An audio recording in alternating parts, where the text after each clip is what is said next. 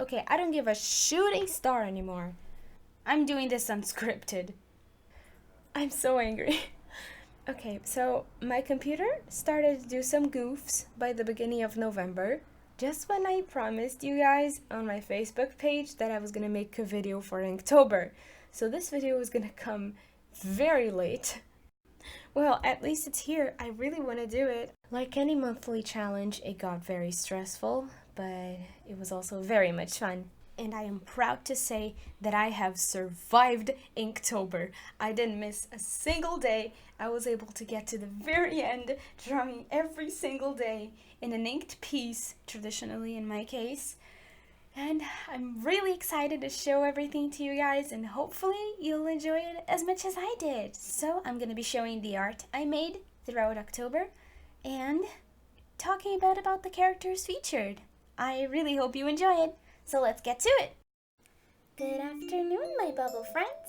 I'm Lolo the Choco, and welcome to my Inktober video. For those of you who don't know, Inktober is a monthly challenge throughout the entire month of October, where you have to draw something in ink with the art prompts provided for each day. This challenge was made by Jake Parker as a way to improve the skill of inking, or just for fun. In my case, I did kind of for both, because I really needed to practice my inking, and because I've never done Inktober before. So, without further ado, since I've already spoken quite a lot in the beginning, let's get right to it, shall we? The first prompt was ring. At first, I didn't really know what I was going to do with the whole challenge of Inktober. As I was sketching my idea for ring, I did this mermaid, and I thought I could draw Agatha like this. She's one of my characters, and she is a mermaid. I then had the idea of challenging myself to draw at least one of my characters in each day of Inktober, because I am an OC machine. I have way too many characters. So, in the end, this was my drawing for Ring, Agatha the Mermaid. All the characters that I drew for Inktober are from the same universe, and most of them live in the kingdom of Antarctica. That is a kingdom for magical creatures in the South Pole. It takes place in the continent itself and also underwater. And Agatha, she works at a clothing shop by making or fixing clothes. She is very creative, and she has a co-worker named Michelle, who will appear later on in this video. Next up, we have Day 2, Mindless, featuring the character Marbus, the Ocelot. He's the familiar of a demon girl. Marbus is a silly, mischievous little boy. However, because of his master's dark magic and sinister powers, he has a berserk form, which she can use a special activation phrase for him to enter this form and protect her.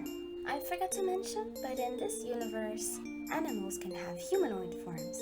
However, being called an animal can be offensive to them, so they prefer to be called familiars.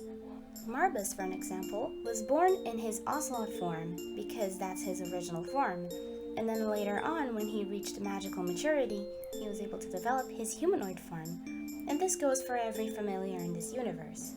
And don't worry, I won't make any mysteries. His master will indeed appear later on in the video as well. As for Day 3, we have the prompt Bait, featuring Wendell and Leandro, Seal Brothers. Leandro is a tough guy. He's pretty reckless, he gets in fights all the time, just because he wants to prove how strong he is. He's stubborn and can never resist a challenge. Meanwhile, his little brother Wendell is a little prankster. He likes playing games and making people laugh, even if sometimes he's the only one laughing.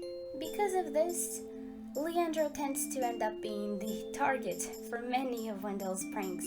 Wendell says it's because he loves his reactions and how exaggerated they are, so it's always worth making Leandro go through some trouble to get some laughs out of it. And as expected, Leandro always takes the bait. Moving on to Day 4, the prompt was freeze.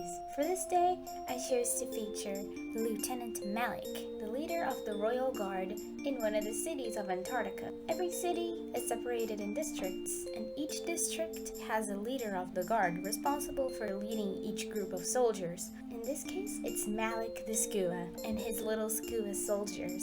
coming up to a baddie with their icy spears and saying, "Freeze in the name of the law!" And coming up to day 5, the prompt was build. So I chose Michelle, the mermaid, Agatha's coworker that I've mentioned before. For this prompt, I was pretty lost at first. I really didn't know what to do. But then I realized build essentially means to make something, right? To construct. I don't have to take the words literally. Michelle is very sweet and shy, and she doesn't speak much, but she absolutely loves her job. It's her passion. And if she could spend her entire day just making dresses or building dresses, she totally would. On to day 6 we go. The prompt was Husky this time, featuring Akira Fuyukami and Chi Fuyukami. I had to do a little digging to understand this one. I didn't want to go for the obvious route and just make the Husky dog, you know? So I looked it up, and apparently Husky also means the voice you have when you have a cold. So, as my original idea for Husky as in dog was to feature the Fuyukami siblings, I just ended up drawing Akira and Chi walking through a forest, even though they're wolves, not huskies. So I had to make a little reference to the word husky as in cold, and I made Chi do a little achee. On to day 7, the prompt Enchanted. As soon as I saw this prompt, I knew exactly which character I was going to feature in here. And it's Rain, the Rainbow Witch. Her last name is Bow. She is happily married to Agatha the Mermaid and lives in the submerged city of Nankai in the Kingdom of Antarctica. She is a fairly new character of mine, so I don't have much art of her. However, she was introduced in a story because honestly, I was inspired by Harajuku fashion and I just really wanted a rainbow character. And that's how Rain came by. And she is proud to be featured as my enchanted character. Let us carefully get into day 8, Frail, featuring little Seda, a wizard apprentice. With a passion for alchemy and a thirst for knowledge, Seda is a very dedicated little boy. He tends to be very careful with his things. However, he has a very big familiar who tends to be a brute and eventually knocking a lot of stuff over, even just by opening a door, which is probably what happened over here. Right, Seda? And thus, we have arrived at day 9, featuring my beloved little girl, Aster, the starfish, with the prompt Swing. I love this character, she's so adorable. But do not judge a book by its cover.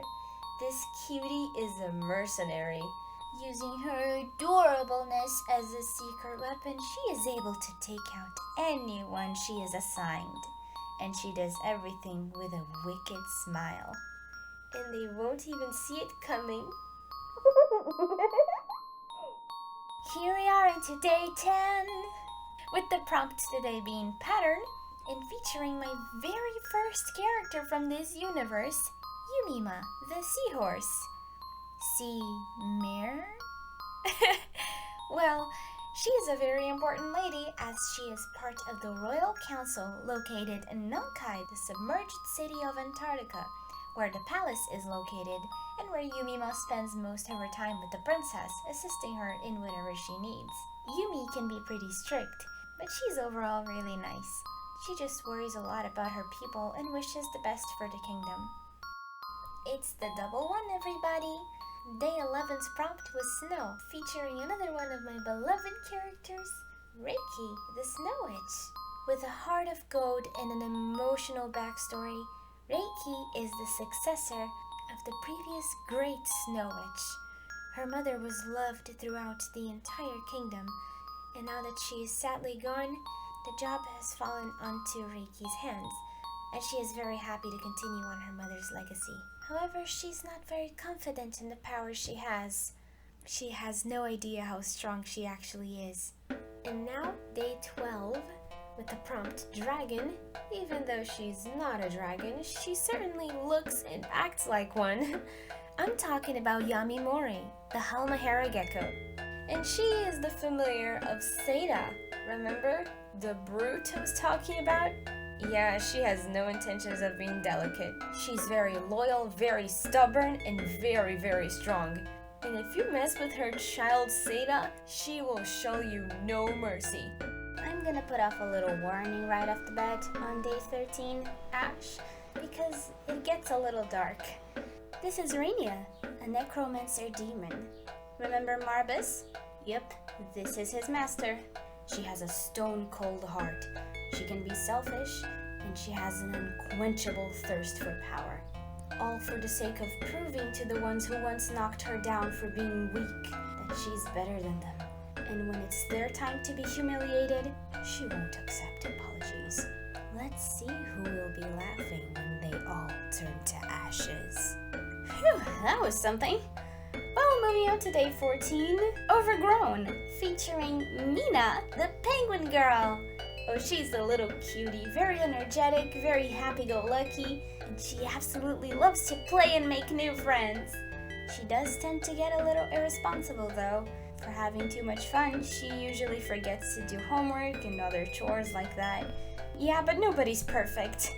She tends to get easily attached to things, though, and that's why I chose her to represent the prompt Overgrown, as she found something she used to love to wear when she was younger, but it sadly doesn't fit her anymore. Oh darn, what a shame. And then, finally, day 15, Legend. And I will be telling the legend of Sitami, the great snow witch, Reiki's past mother. There is one single big icy tree in the highest point of Antarctica. That was a powerful spell performed by Sitami when times were desperate. So powerful that it shattered her physical form, transforming what was left of her spirit into that very tree that keeps Antarctica safe and happy throughout many, many years. Her selfless act is remembered to this day, and her memory lives on forever, represented by the great tree. Whew, that was a fun ride! But Inktober's not over yet. I'm just gonna have to separate this video in 2 parts because it's getting a little too long.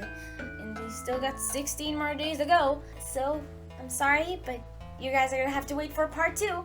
But before I go, I just wanted to quickly thank everyone for 500 watchers on DeviantArt! Thank you, everybody who's watched me. I really hope that my return will be worth your wait, because I promise you that I will be delivering some really cool art for you guys to enjoy. Oh, and don't worry, because I am going to submit every single one of my Inktober pieces to DA as well. The ones featured in this video will be in the description below, so make sure to check it out. I am Lolo the Choco, and thank you for watching. Stay tuned for part 2. Goodbye!